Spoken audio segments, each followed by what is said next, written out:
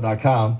That's www.noblegoldinvestment.com. Noble Gold Investments is pleased to let you know that gold was the best investment class for 2022.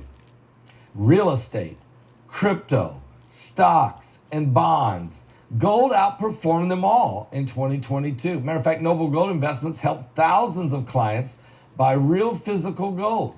And according to longtermtrends.net, gold outperformed the S&P 500, the Dow Jones, and even Bitcoin in 2022.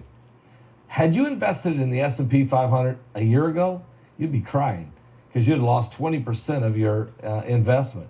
If you'd invested in Bitcoin a year ago, you'd have lost 65%. And if you have put all your 401k or your savings, if you've invested in the Dow Jones in the stock market, you'd have lost 10%. But gold has outperformed them all in 2022, and silver wasn't that far behind. So what are we waiting for here? We need to join the thousands of others by opening a gold IRA or silver IRA with noblegoldinvestment.com. Invest with Noble Gold Investments before the end of the month, and you will bag a free 1/4 of an ounce American Gold Eagle coin. That's 1/4 of an ounce American Gold Eagle coin with every qualified IRA, gold IRA of $50,000 or more. Just pick up the phone and call Colin Plume or one of his associates at 877-646-5347. And you can ask for a no-pressure consultation, only conversation.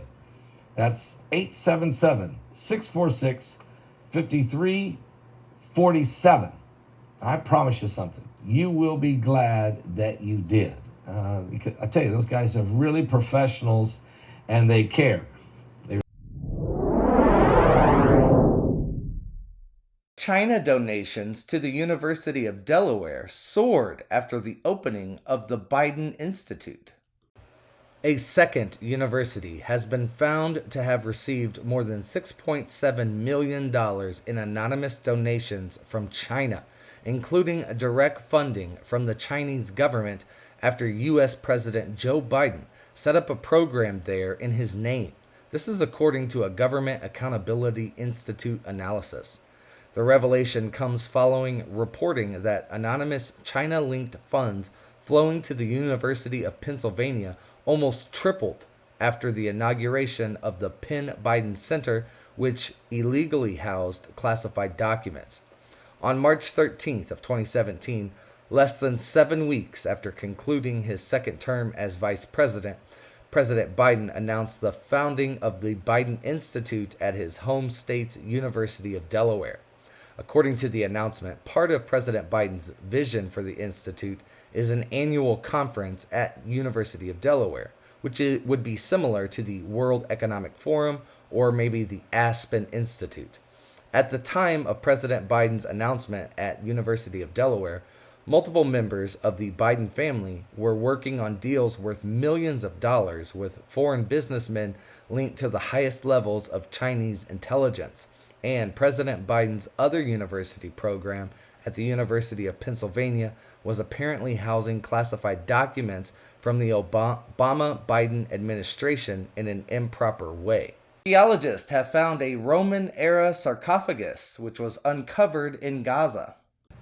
A Roman-era sarcophagus, likely to have belonged to a prominent individual, was uncovered at the site of a 2,000-year-old Roman cemetery discovered last year in the northern Gaza Strip, the territory's Antiquities Ministry said on Tuesday. So far, 90 individual and mass graves have been found at the site, which is being supervised by a French team of experts and which was uncovered last year by construction workers on an Egyptian-funded housing project. The ministry said in a statement it believed the sarcophagus was made from lead, belonged to a high-profile figure from the era, but added it had not yet been opened. It had been put in a protective wooden container and would be subject to further study by Palestinian and international expert teams. Ministry spokesman Tariq Al-Ath said opening the sarcophagus would await the arrival of an international metal expert. He said some clay jars and other belongings found in the cemetery pointed to the Roman era, around 2,000 years ago. The strongest types of solar flares erupted on the sun. A massive solar flare erupted from the sun over the weekend, causing radio blackouts on Earth, and more could be on the horizon. The sun emitted the solar flare on Saturday, peaking around 10:48 a.m. Eastern Standard Time. This is according to the National Oceanic and Atmospheric Administration's Space Weather Prediction Center.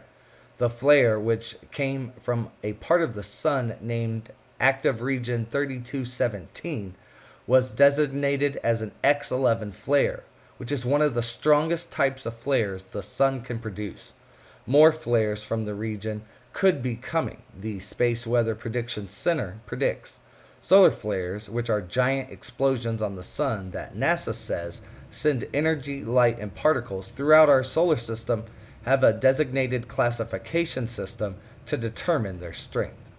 New Zealand hostage pilot is appearing in photos with armed West Papua New Guinea rebels. Separatist fighters in Indonesia's rest of Papua region have released a series of images showing a pilot from New Zealand who was taken hostage more than a week ago. The photos released on Tuesday show the pilot, who is identified by local police as Philip Mertens, standing fully clothed and apparently uninjured among a group of fighters who are holding guns, bows and arrows, and other weapons. Mertens was captured after landing a commercial Saucy Air charter flight at Paro Airport in the remote highlands of Nuga Regency last week, with the West Papua Liberation Army claiming responsibility and saying it had burned his plane. The group previously demanded that all incoming flights to Paro Airport be stopped and said the pilot would not be released until the Indonesian government acknowledged Papuan independence. The TPNBP released the photos of Mertens on its Facebook page along with a statement reiterating its position. The TPNPB has admitted the responsibility for the burning of the plane and taking hostage of a Saucy Air pilot who is a citizen of New Zealand, and we keep our promise. We are politically responsible, it said in the statement.